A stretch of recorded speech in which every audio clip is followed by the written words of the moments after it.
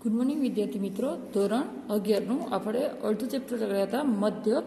હવે એના પછી આવે છે સ્થાનીય સરેરાશના માપ. સ્થાનીય સરેરાશના માપમાં 4 માપ છે. એક છે મધ્યસ્થ, એક છે ચતુર્થક, દશાંશક અને શતાંશકો. આ 4 છે એ સ્થાનીય સરેરાશના માપો છે. મધ્યસ્થ છે એ તમે ધોરણ 10માં શું કરી ગયા છો, શીખી ગયા છો. મધ્યસ્થ એટલે શું? તો વચ્ચેનું અવલોકન, એટલે કે 50% વચ્ચે આવતું અવલોકનને જેને આપણે શું કહીએ છીએ, તો મધ્યસ્થ તરીકે ઓળખીએ છીએ.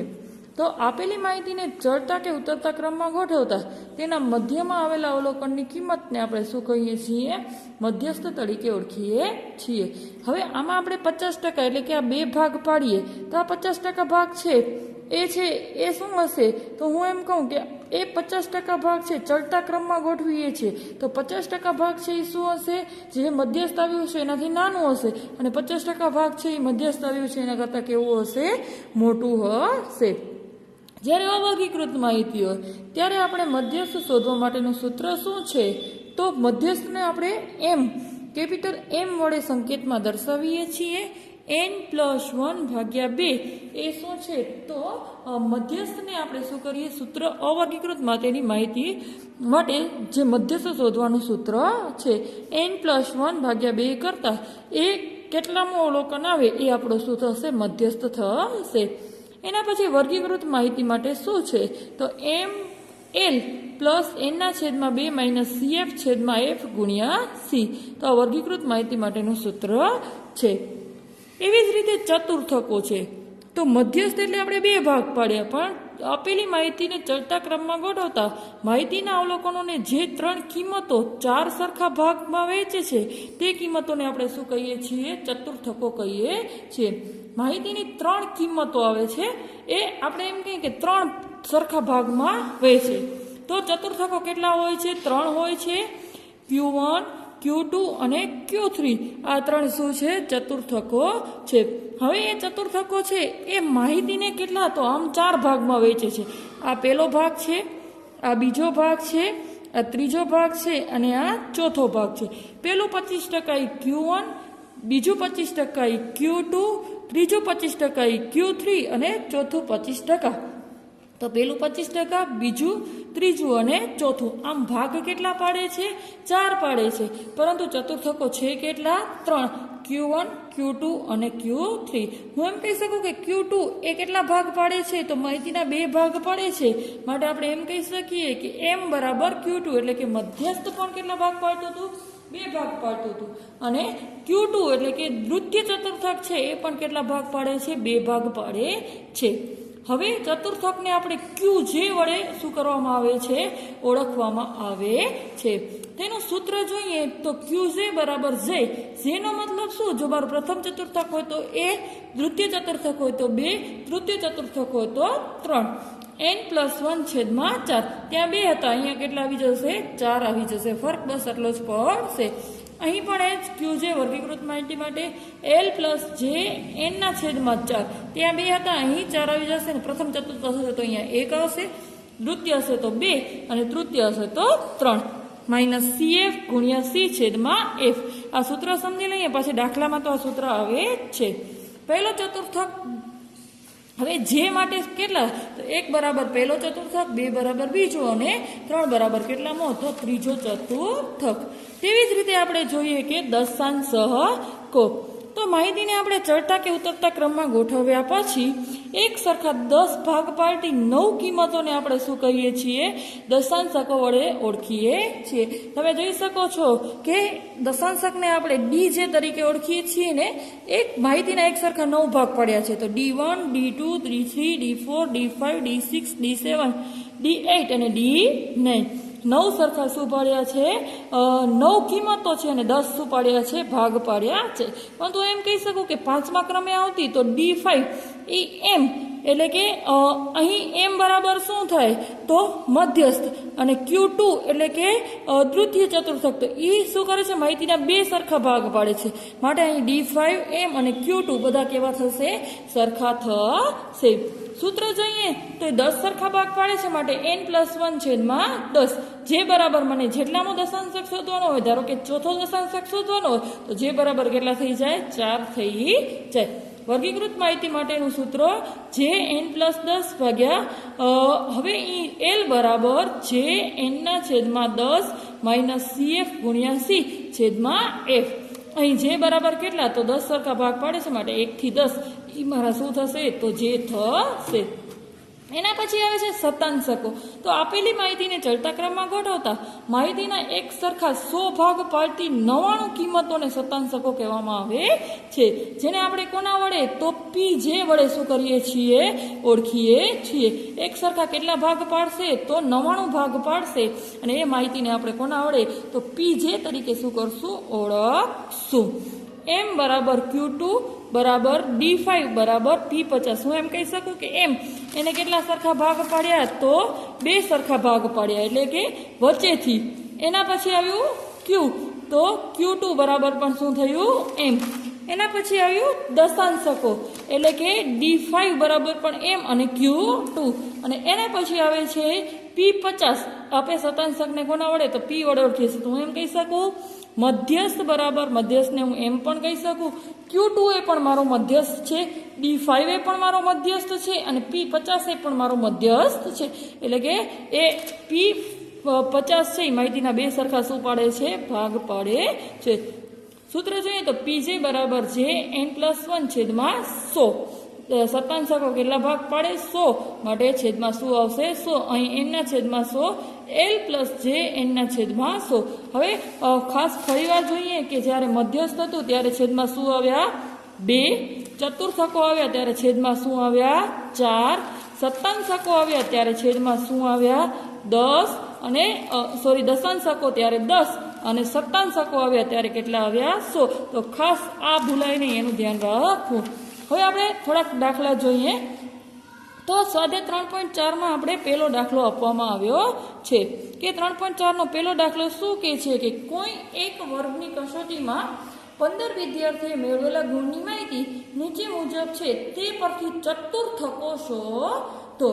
ચતુર્થકો શોધવાનો મતલબ શું થાય કે Q1 Q2 અને Q3 ત્રણ ચતુર્થકો છે તો 3 3 આપણા શું થશે ચતુર્થકો થશે. હવે આપણે એમ કીધું કે ચતુર્થકો શોધો તો ચતુર્થકો શોધવા માટે સૌથી પહેલા તો આપણે જે માહિતી આપેલી છે એને ચડતા ક્રમમાં શું કરવી પડશે ગોઠવવી પડશે. તો જે આપણે આ 8 6 7 0 2 4 6 9 એ માહિતી આપેલી છે એ અવલોકનોને ચડતા ક્રમમાં ગોઠવ્યા એટલે કે 0 2 3 4 4 5 5 6 6 6 7 7 8 8 9 આ 15 અવલોકનો છે. ખાસ જ્યારે ચડતા ક્રમમાં ગોઠવો ત્યારે ઉપરના ગણી લેવા અને નીચેના ગણી લેવા જેથી કોઈ લખવાનું શું ન થઈ જાય રહી ન જાય. એના પછી આવે છે પ્રથમ ચતુર્થક એટલે કે શું તો Q1. પ્રથમ ચતુર્થક આપણો શું છે Q1 છે. હવે Q1 બરાબર શું થાય તો n+1 છેદમાં 4. હવે +1 મેં લગાડ્યો કારણ કે આ કેવી માહિતી છે અવર્ગીકૃત માહિતી છે. વર્ગવાળી માહિતી ન હોય ને ત્યારે n+ શું આવે 1. તો n કેટલા છે મારા પાસે 15 + 1 ભાગ્યા 4 એટલે કે 16 ભાગ્યા 4 એટલે કે ચોથા અવલોકનની કિંમત. તો અહીંથી આપણે ગણવા જવાનું 1 2 3 અને 4. તો ચોથા અવલોકનની કિંમત કેટલી છે 4. આ જવાબ 4 આવ્યો એટલા માટે મારો Q1 4 નથી પરંતુ ચોથા અવલોકનની કિંમત કેટલી છે 4 છે ને એટલા માટે મારો જવાબ શું આવશે Q1 બરાબર 4. તેવી જ રીતે આપણે દ્વિતીય ચતુર્થક જોઈએ તો Q2. હવે દ્વિતીય ચતુર્થક શોધવાનું છે માટે અહીંયા 2 છે ને તો અહીંયા જે બરાબર કેટલા આવી જશે 2 આવી જશે.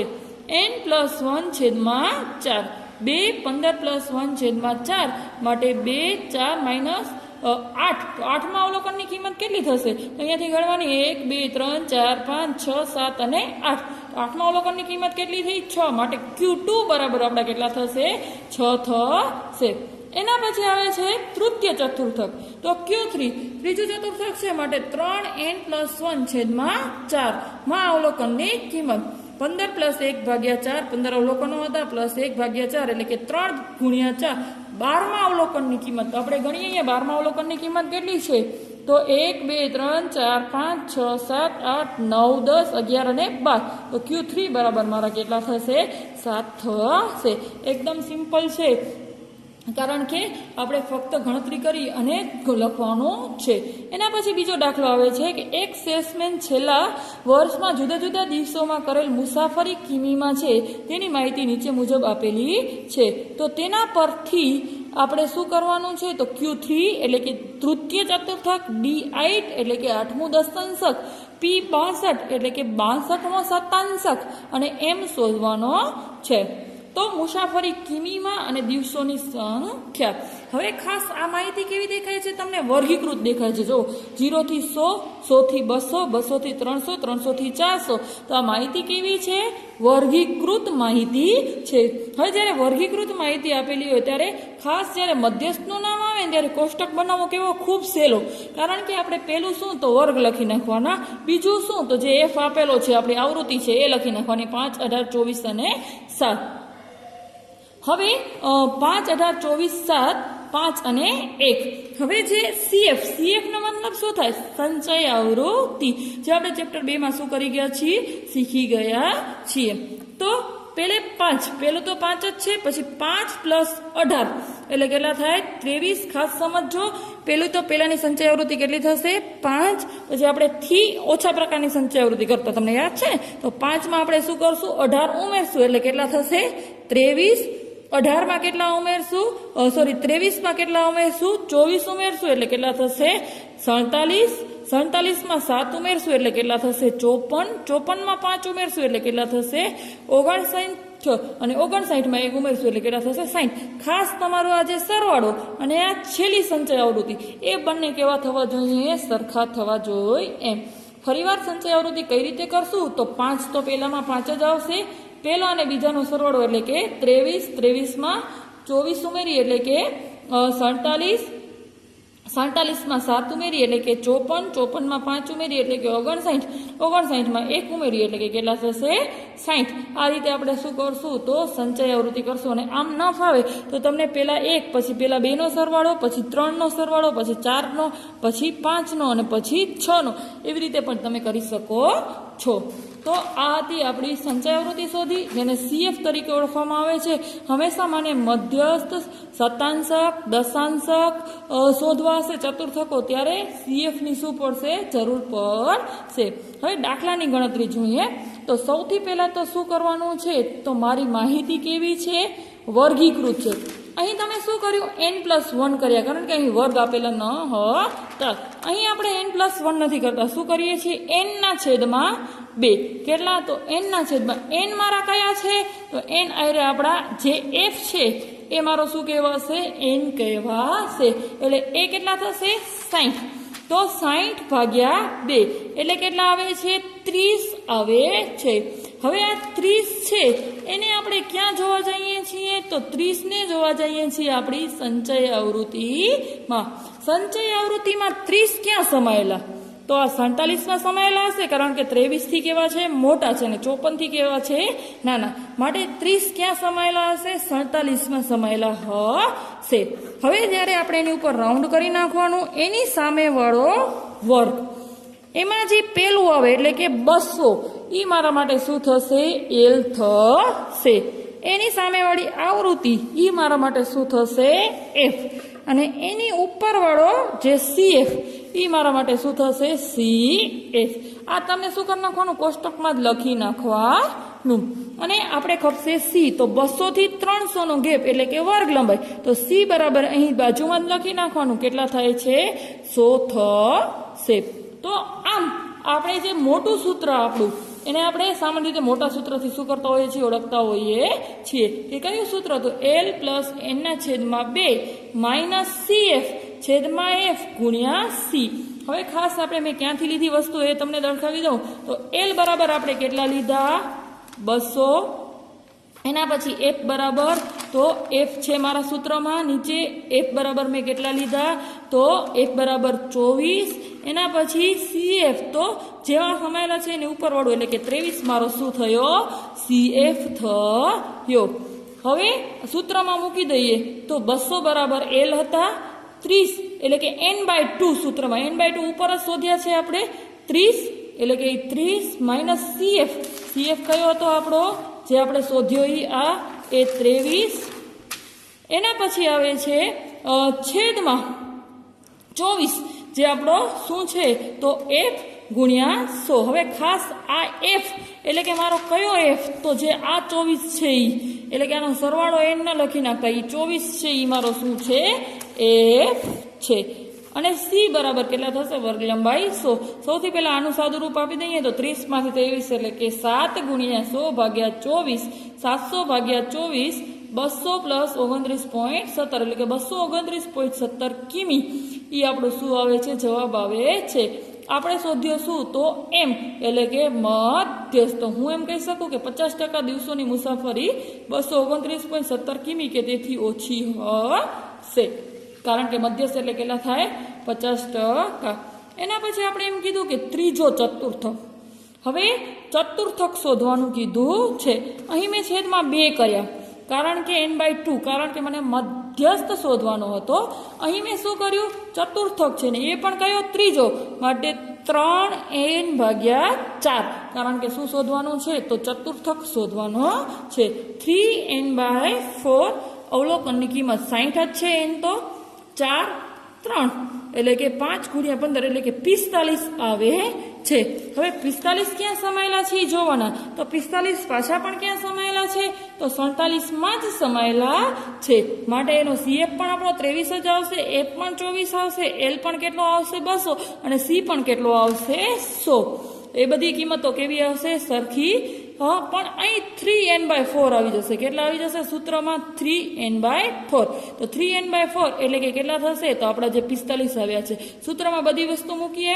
Q3 બરાબર L plus 3n/4 minus CF છેદમાં F ગુણ્યા C તો 200 પ્લસ 45 માઇનસ 23 જે આપણે ઉપર શોધ્યા એ 23 જે આપણે શું કર્યા હતા અહીં જે CF છે એ એના પછી છેદમાં જે 24 તો એના બાજુવાળો કયો હતો FA અને ગુણ્યા C એટલે કે વર્ગ લંબાઈ 100 સાદુરૂપ આપીએ તો 291.67 શું મળે છે Q3 મળે છે એના પછી આવે છે 8મો દશાંશક એટલે કે D8 દશાંશક છે અને 8મો છે એટલે કે 8 અને n ના છેદમાં 10 ધ્યાન એ જ રાખવાનું છે ફક્ત કે કેટલામો છે તો 8મો એટલે કે આગળ 8 વડે ગુણાઈ જવાનું અને શતાંશક છે દશાંશક છે કે ચતુર્થક છે તો દશાંશક એટલે કેટલા આવશે 10 એટલે કે 8 60 છેદમાં 10 એટલે કે 48 તો હવે 48 કેમાં સમાયેલા છે એ જોવાનું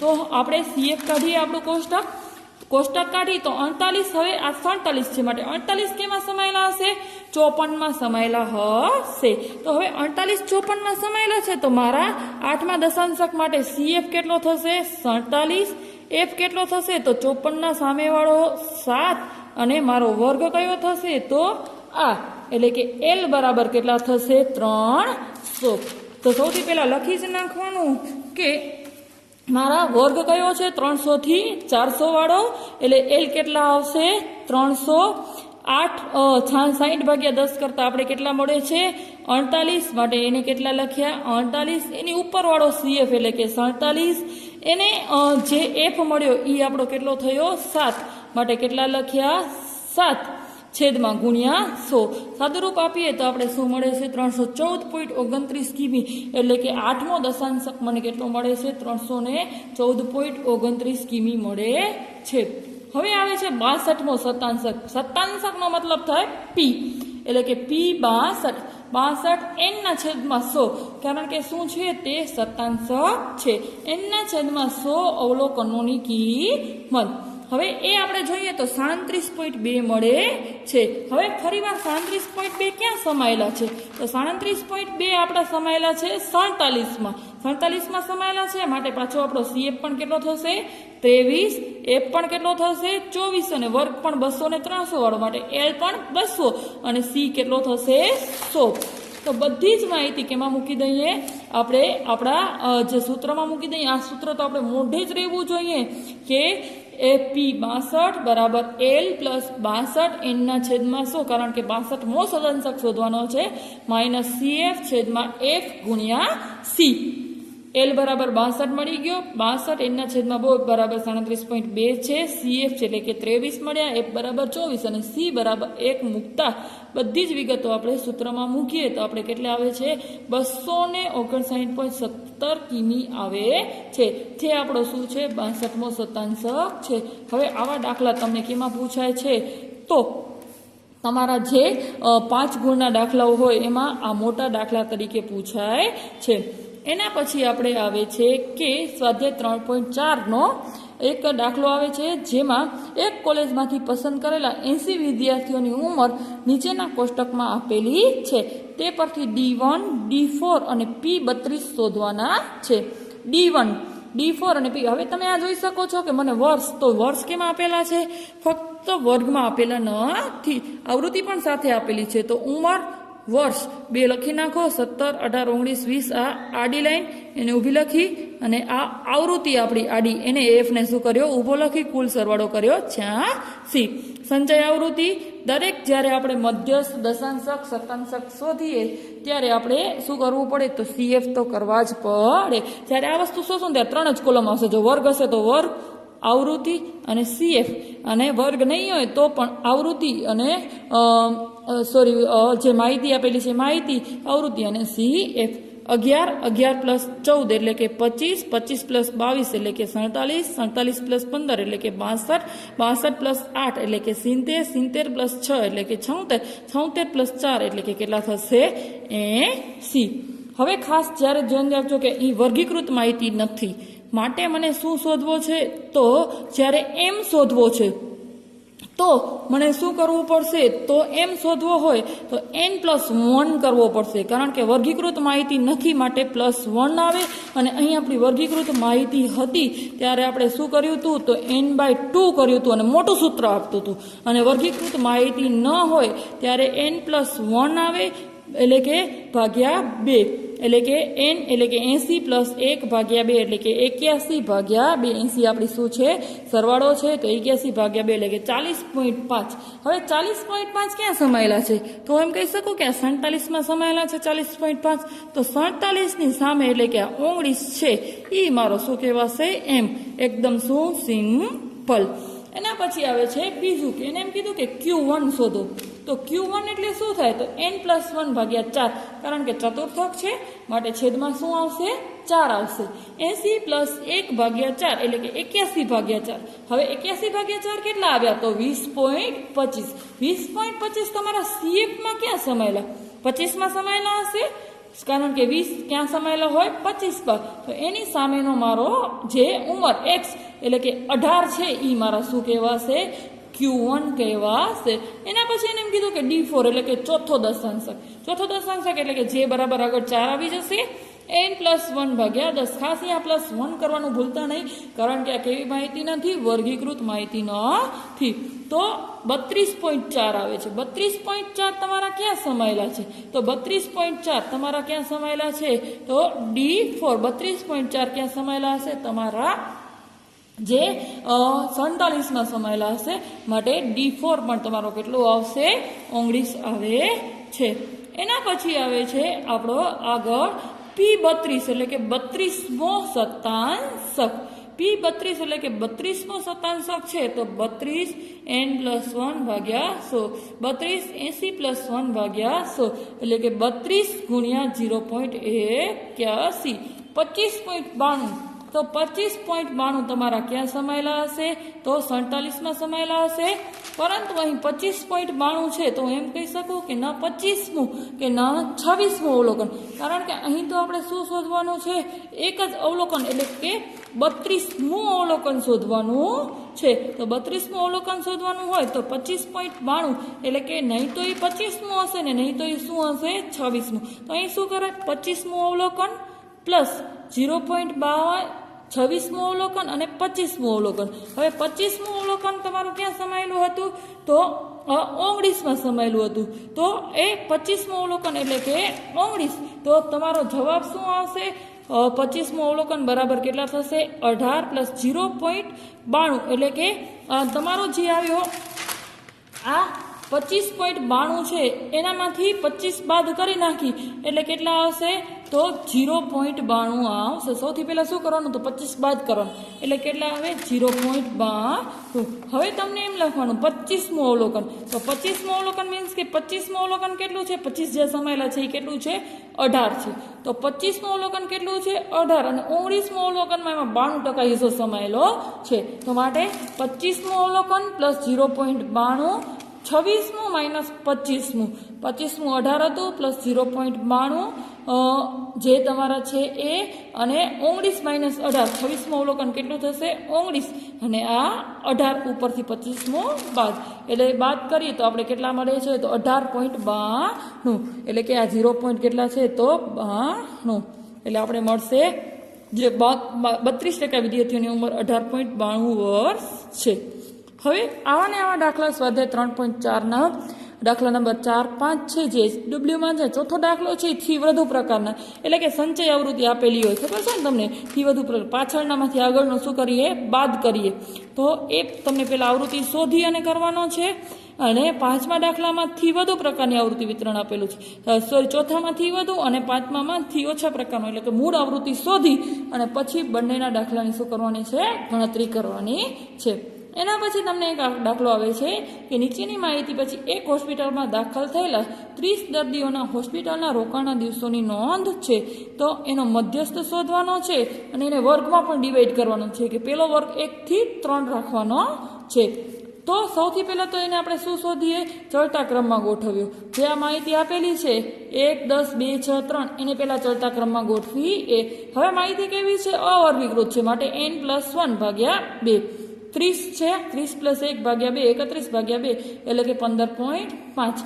હવે 15.5 આવ્યા તો હું એમ કહી શકું કે 15.5 તો આમાં 15મું અવલોકન અને 16મા અવલોકનની વચ્ચે હશે તો એમ કહી શકીએ 15મું અવલોકન + 16મું અવલોકન ભાગ્યા 2 બંનેની સરેરાશ કરી 15મું અવલોકન ગણો અહીંયાથી તો 1, 2, 3, 4, 5, 6, 7, 8, 9, 10, 11, 12, 13, 14 અને 15. 15મું પણ ચોથું છે અને 16મું પણ 4 છે તો અહીં શું કરશું આપણે 4 + 4/2 એટલે કે 4 માટે m બરાબર મારો કેટલો થશે 4 થશે. અને પછી એને વર્ગ પાડવાનું કીધું છે તો સૌથી મોટું શું છે નાનું 1 છે અને મોટા કેટલા છે 15 છે તો 1 થી 3, 4 થી 6, 7 થી 9, 10 થી 12 અને 13 થી 15 એમ વર્ગ પાડી જેવી રીતે આપણે આવૃત્તિ ચિહ્ન કરતા એમ આવૃત્તિ ચિહ્ન કરી f કરી cf કરી અને આપણે l વાળો કહેવો તો મોટો દાખલો જે રીતે ગણીએ છીએ કે n/2 અહીં આપણે n+1 કર્યા કારણ કે મેં શું કર્યું હતું અવર્ગીકૃત માહિતી હતી પછી મેં એને વર્ગમાં ડિવાઈડ કરી દીધી એટલે કે શું થયું તો એ વર્ગીકૃત માહિતી થઈ ગઈ માટે n/2 આવશે એટલે કે 30/2 પછી આપણે મોટા સૂત્રનો ઉપયોગ કરીને દાખલો ગણશું પણ અહીં ખાસ l તો l અહીંયા 3.5 છે કારણ કે આ કેવો વર્ગ છે તો અનિવારક વર્ગ છે તો અહીં 3 તો આ વર્ગ આવશે આપણો તો એ વર્ગ આવે તો 3.5 l કારણ કે અહીં 3.5 બાદ કરી અને 6.5 શું થશે નિવારક વર્ગમાં એને આપણે શું કરવો પડશે ફરવો પડશે જેવી રીતે આપણે પહેલામાંથી 0.5 બાદ કરતા હતા અને પછીનામાં 0.5 ઉમેરી અને નિવારક વર્ગમાં શું કરતા ફરવતા તો આ રીતે આપણે એ દાખલાને શું કરવાનો છે ગણવાનો છે. આવી જ રીતે તમને સ્વાધ્યાય 3 વિભાગ બી ના 12, 14, 15 દાખલા વિભાગ સી ના 10, 12 દાખલા વિભાગ ડી ના 8 ને 12મો દાખલો અને વિભાગ ઈ ના 1, 3, 5, 8 દાખલા અને વિભાગ 1 ના 1, 4, 7 દાખલા આના પછીના સેમ દાખલા તમને હોમવર્કમાં કરવાના છે.